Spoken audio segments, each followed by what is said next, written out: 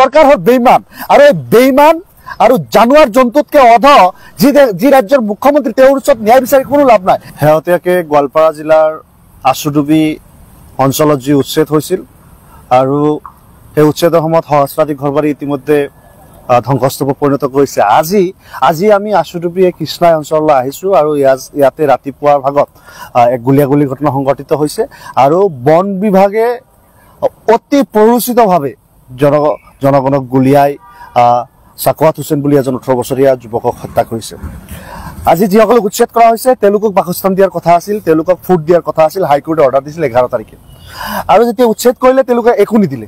এতিয়া যেতিয়া লাম লাকুটোখিনি গোটাবলৈ মানুহখিনি এই কৃষ্ণাইৰ অঞ্চলৰ এই তেওঁলোকৰ উচ্ছেদিত ভূমিত যেতিয়া গৈছে লাম লাকুটো গোটাই আছিল, সেই পৰ্যন্ত তেওঁলোকক গোটাব নিদিয়ে। ত্ৰিপাল টানি কোনোবাই ক'ৰবাত ঘৰ পানী বনাই আছে, অকণমান ৰৈ আছে। এই গৰমত বৰষুণৰ সময়ত ত্ৰিপালৰ তলত কোনোবাই আশ্ৰয় লৈ আছে, সেইটো থাকিব নিদিয়ে। আৰু বৰঞ্চ কি কৰিলে ৰাতিপুৱাৰ ভাগত JCB লৈ গৈ যিটো ৰাস্তাৰে তেওঁলোকে অহা যোৱা কৰিব, যিটো ৰাস্তাৰে লাম লাকুটো বস্তু বাহিনী যিখিনি ভাঙি ধ্বংসস্তূপত পৰিণত সেইখিনি লৈ যাব, সেইখিনি পৰ্যন্ত ফৰেষ্টাৰে আনিব নিদিয়ে। ফৰেষ্টাৰে কয় যে এজন জনক বৰ্মন জগদীশ বৰ্মন বুলি এজন ফৰেষ্টাৰে, আমি ৰাইজৰ সাক্ষ্য গ্ৰহণ কৰি ৰাইজৰ মাজত যিখিনি কথা গম পাইছো, তেখেতে অতি প্ৰৰোচিতভাৱে তেখেতে বাৰম্বাৰ প্ৰতিদিন ভাবুকি দি আছিল যে তোমালোকে মোৰ পকেটৰ পইচা ঘৰৰ পইচা লৈ আনিলেও যদি মই গুলিয়াব লাগে, বন্দুক কিনি হ'লেও যদি গুলিয়াব লাগে তোমালোকে গুলিয়াম, ভয় ভাবুকি, পুলিচ প্ৰশাসন ভাবুকি ইত্যাদি দি আছিল।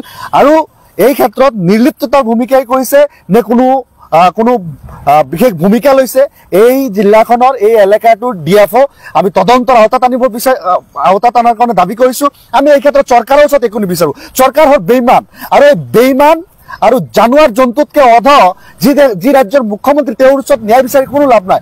আমি এই ক্ষেত্ৰত ন্যায়ালয়ৰ হস্তক্ষেপ বিচাৰিছো, যিহেতু ন্যায়ালয়ে ইতিমধ্যে ৰায় দিছিল যে 11 তাৰিখত যি ৰায় দিছিল যে তেওঁলোকৰ শ্বেল্টাৰ আৰু হেৰিৰ ব্যৱস্থা কৰিব লাগে, খাদ্যৰ ব্যৱস্থা কৰিব, সেইটো যিহেতু অমান্য হৈছে।